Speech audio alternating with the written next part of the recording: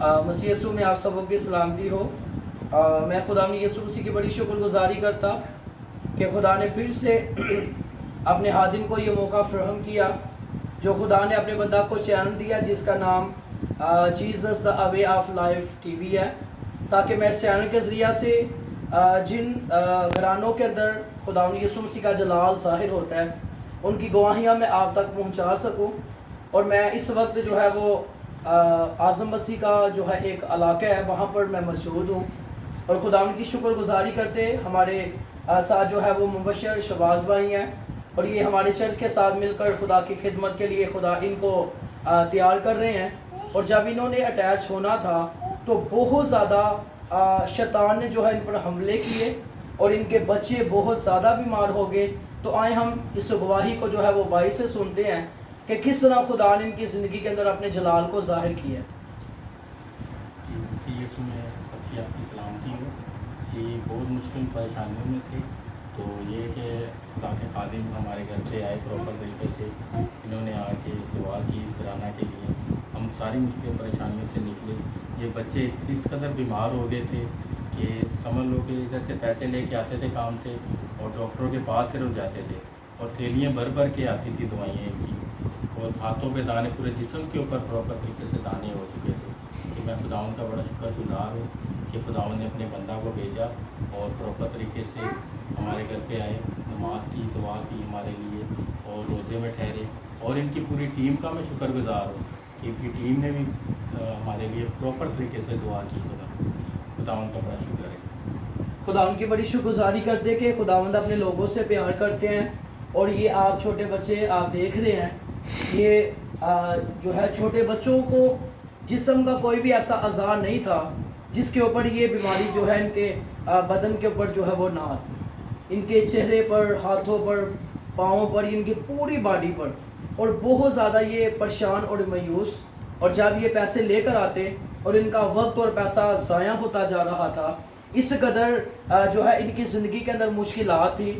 اور جب میں ہمارے جو ہے وہ درمیان ہماری بہن جو ہے وہ بہن صبا بھی ہیں، یہ جو ہے وہ بھائی کی مسز ہیں، ان کی مددگار ہے، خدا نے ان کو بھی بہت زیادہ برکت دی ہے۔ خدا ان کو رویا کے ذریعہ سے جو ہے خوابوں کے ذریعہ سے، شفایت کے ذریعہ سے خدا جو ہے ان سے بھی کلام کرتے ہیں۔ اور جب میں ان کے گھرانہ میں آتا ہوں اور جب یہ اپنی باتوں کو عیاں کرتے ہیں، ظاہر کرتے ہیں، تو خدا ان کا شکر ادا کرتے کہ جب خدا نے ان کو چھوٹی سی جو ہے وہ ننھی سی جو ہے وہ بیٹی خدا نے ان کو بلیسنگ دی ہے، ٹھیک ہے، اور بہت زیادہ بیماری کی وجہ سے ان کا پیسہ جو ہے وہ ویسٹ ہو چکا تھا۔ اور جب میں ان کے گھر میں آیا تو سسٹر آپ کے پاس کتنے پیسے تھے اس وقت؟ 500۔ تو صرف جو ہے ان کے پاس 500 روپے تھے، یعنی کہ 500 روپیہ ان کے پاس تھا، اور یہ بہت زیادہ مایوس۔ تو جب میں دعا کی تو خدا کے روح نے جو ہے وہ موٹیویٹ کیا، اور میں نے بہن سے کہا کہ خدا کا روح فرماتا ہے کہ اپنی ساری فکریں یسوع مسیح پر ڈال دیجیے۔ تو خدا ان کی شکر گزاری کرتے کہ 500 کے اندر خدا نے اپنے جو ہے وہ روپے پیسے کے اندر خدا نے اپنے جلال کو ظاہر کیا۔